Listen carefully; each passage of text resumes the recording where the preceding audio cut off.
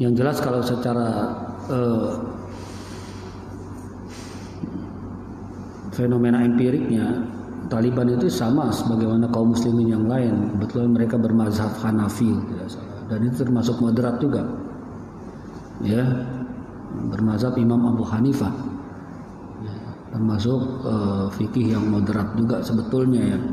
Jadi ya lebih jelas sebetulnya memang sanad keilmuannya insya Allah, sangat keulamaannya, karena mereka adalah juga seorang pembelajar yang bersemangat terhadap ajaran Islam. Mudah-mudahan saja kita harapkan demikian, sehingga betul-betul terjadi penyatuan umat Islam di Afghanistan. Karena pasti saja akan ada upaya-upaya untuk menggoyang dan menggoncang, apalagi ketika ya simbol Islam yang memenangkan, ya, sebuah pertarungan hebat pada saat itu.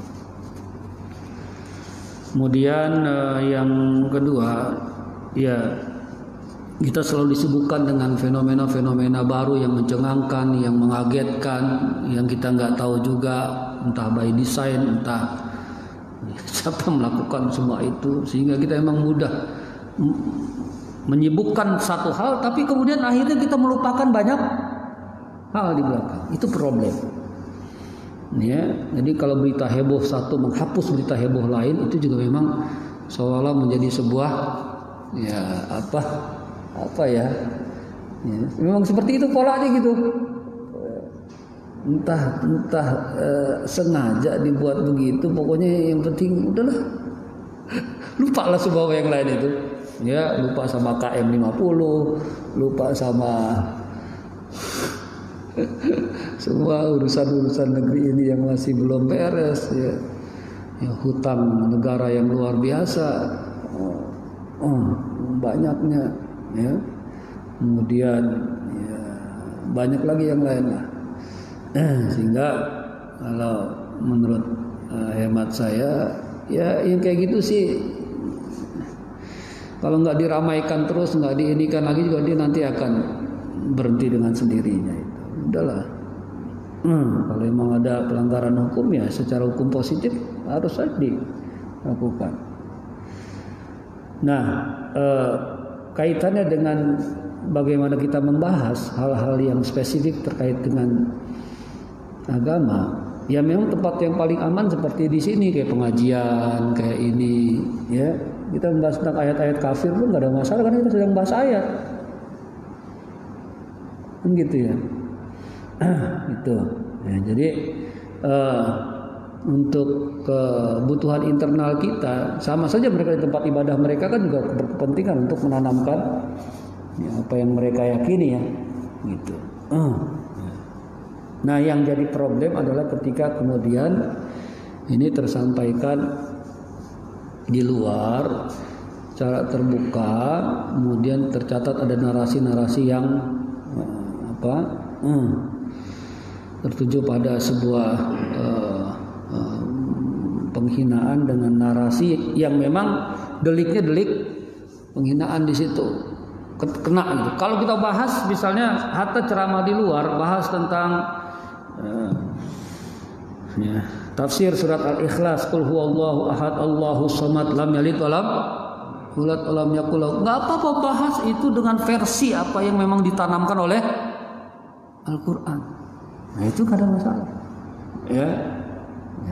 Yang penting jangan sampai kena delik. Nah, ini makanya dalam Islam ada ilmu mantik, ada ilmu ma'ani, ada ilmu balaghah.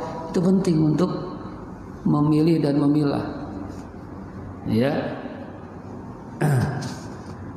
Bahwa kita ada ayat-ayat ya, seruan terhadap orang kafir, ya alladzina kafaru atau ya ayyuhal kafirun, itu udah teksnya termaktub memang begitu, ya.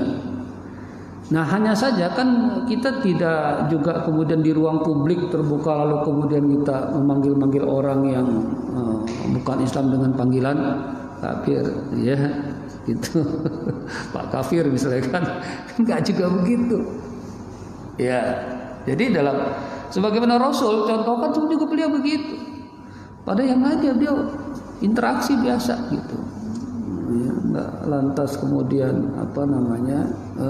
Karena kan ya kita tentu memiliki batasan-batasan tertentu ya, saat kapan kita memang konteksnya membahas ayat Quran dan menyebut itu, saat kapan kemudian kita berinteraksi di luar sama orang banyak, hubungan biasa, komunikasi biasa ya. Nah, disitulah kita harus memilah-milah. Jadi ada yang mengatakan protes kepada MUI, bagaimana dengan Yahya Waloni juga itu? Ya coba aja dilihat, kalau memang ada sisi pelanggaran hukumnya juga silakan. Pada prinsipnya tidak ada diskriminasi begitu. Ya, karenanya hikmah buat kita adalah tetap menjaga kehati-hatian dalam menyampaikan narasi, dalam memilih diksi kata supaya kita tidak terkena delik. Gitu ya. Ya. Jadi dalam konteks ini ya, istilah Muhammad kece dan sebagainya itu saya juga jadi nggak habis pikir, tahu-tahu nongol aja ada orang yang modelnya ya begitu ya, terblow up sedemikian rupa gitu ya.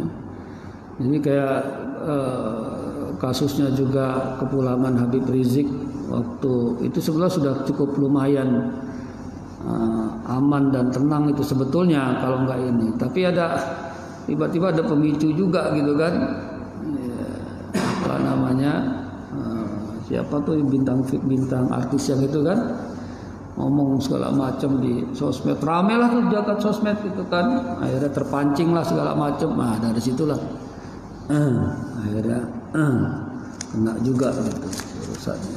Jadi juga emang ya kita memang ya sangat aneh kadang-kadang menghadapi ya PR-nya adalah bersama umat kita sendiri gitu ya. Wallahu a'lam bishawab. Ya. Udah cukup ya.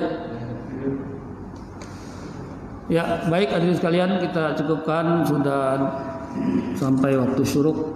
Mudah-mudahan kaji kita, ta'lim kita membawa ilmu yang bermanfaat dunia dan akhirat. Amin ya rabbal alamin. Kita tutup dengan sama membaca hamdalah dan kafaratul majlis. Alhamdulillahirabbil alamin. Subhanakallahumma wa bihamdika asyhadu an la ilaha illa anta astaghfiruka wa atubu ilaik. Billahi taufiq wal hidayah, Allahumma waffiq ila aqwamit thoriq. Assalamualaikum warahmatullahi wabarakatuh.